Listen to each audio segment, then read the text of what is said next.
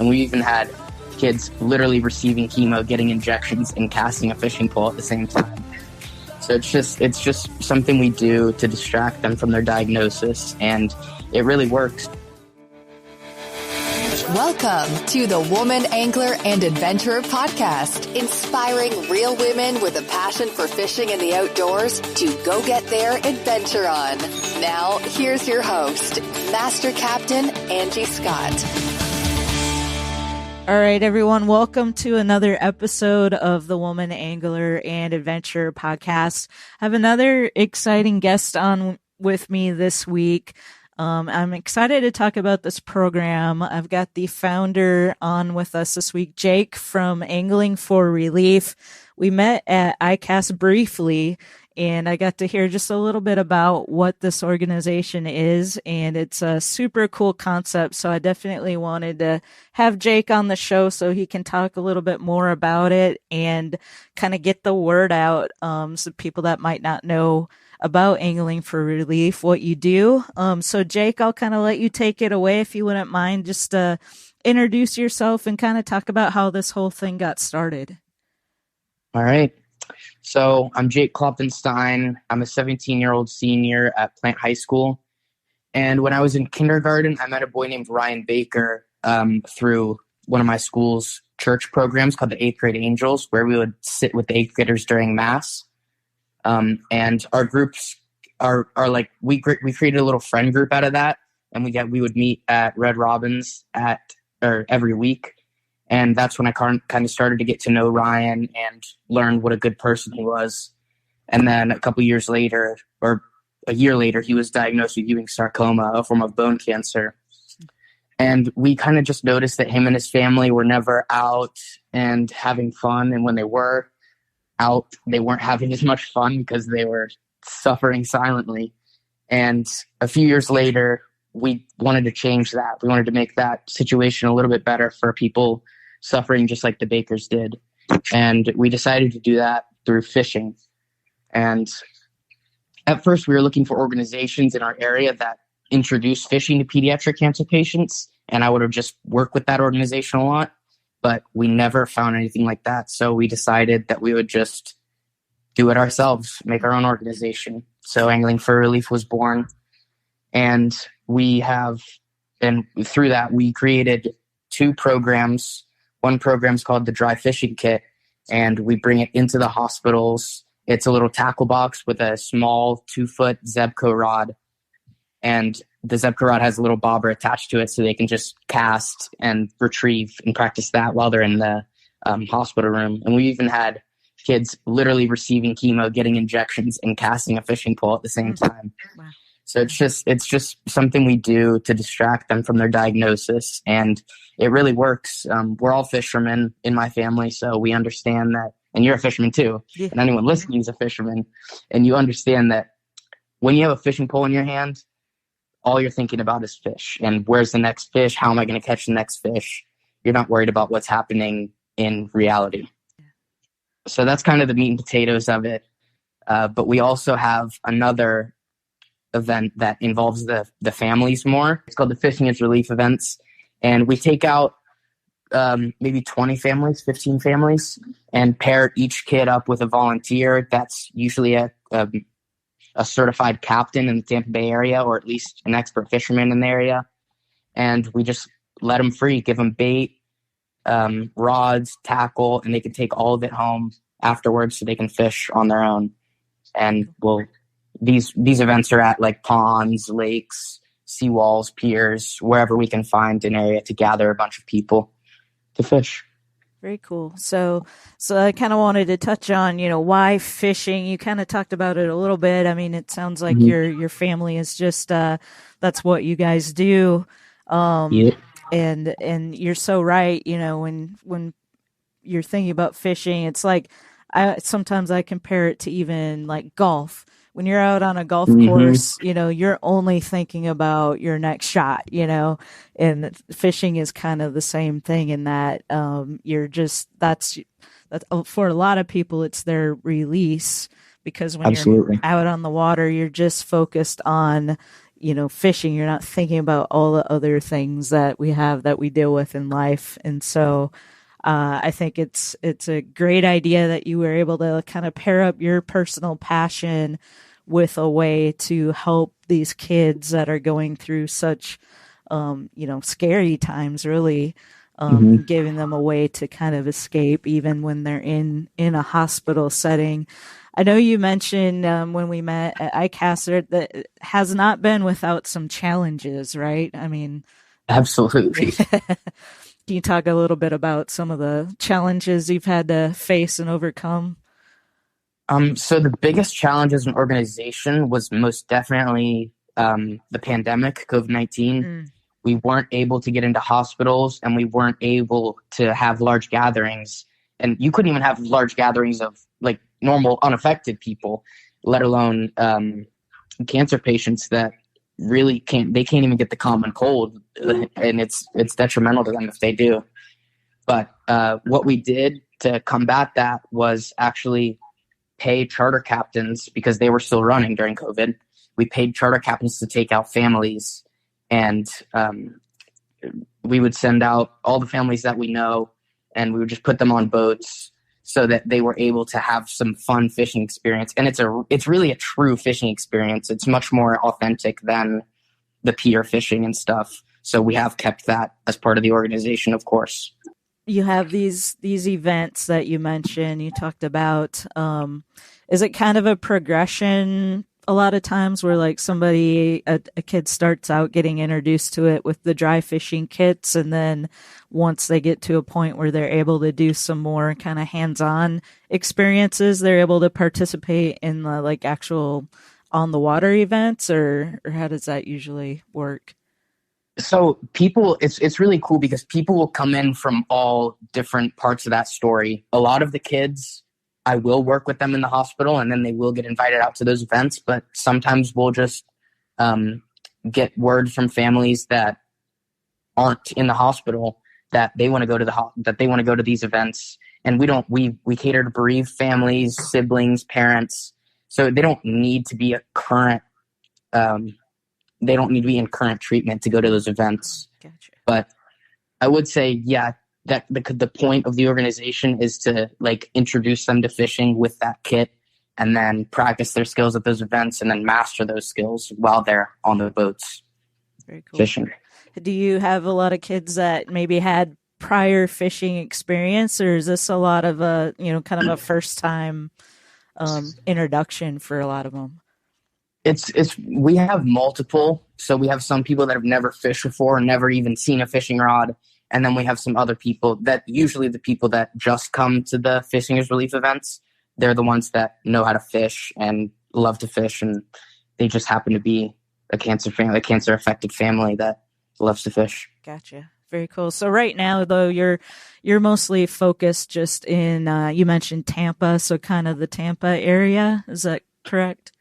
Yes, we're definitely Tampa oriented. But when I go to college, I'll try my best to do the dry fishing kits in the hospital on campus. Okay. And we also are slowly expanding. We have an event October 8th. Well, I'm talking about the Salt Strong one. Oh, sorry. Okay. But whatever. So we have one in like Central Florida, so we can see the families there. And then also October 8th, we're having an event in Dallas, Texas. Oh, wow. Very cool. Yep. At a private pond with some of the ex-Skills Pro staffers putting that together. Okay, cool. You mentioned Salt Strong, so you work with them? Yeah, we work with Salt Strong. Not too much, but they are giving us full access to their property on the water. Oh, cool. And they feed the fish too, so it's really cool. That'll be an amazing event. Yeah, awesome. Yeah, I know those. I've had Joe on the show before, so great guys. I actually did not run into him at ICAST. Every year I go, we somehow run into each other. I did not see him this year. I'm sure he was there. Yeah, he was. Well, very cool. So it sounds like you've got some possibilities for starting to expand, which I think is great.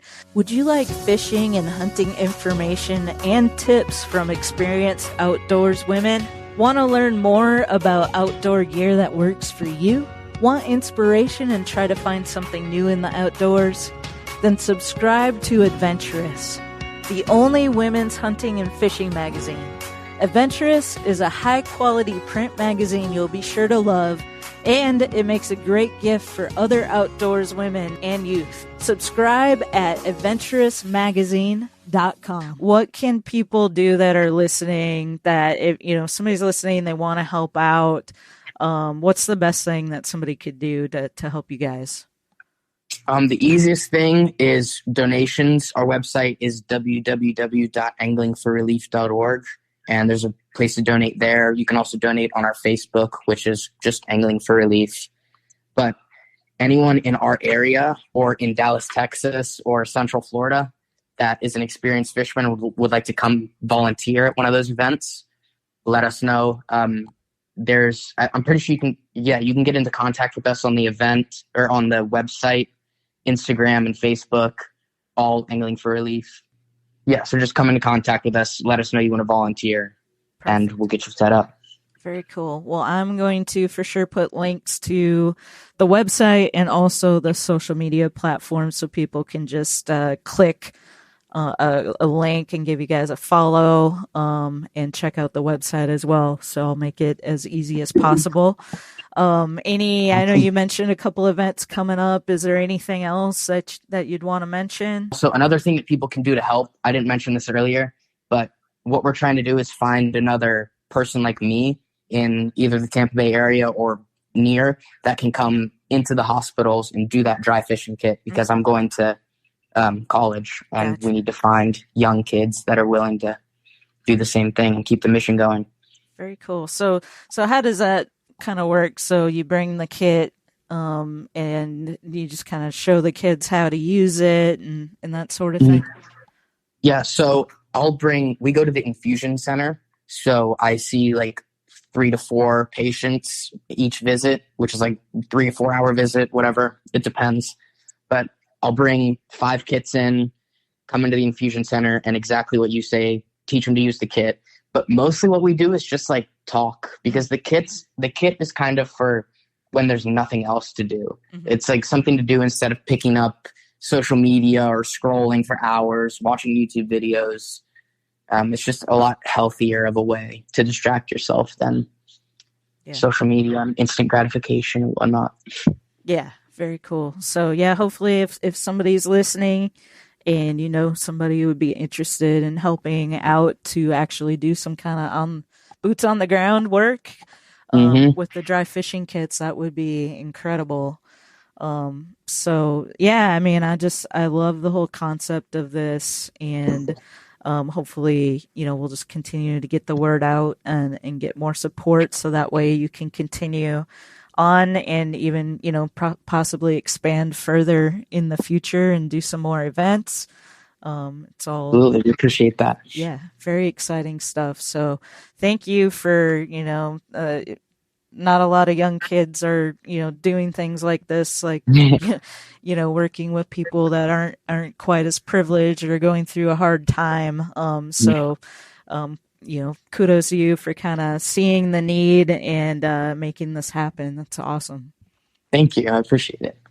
Well, and I couldn't do it without my mom, of course. She's my business partner. Yeah, and your mom's in the background. Mom, you want to say anything?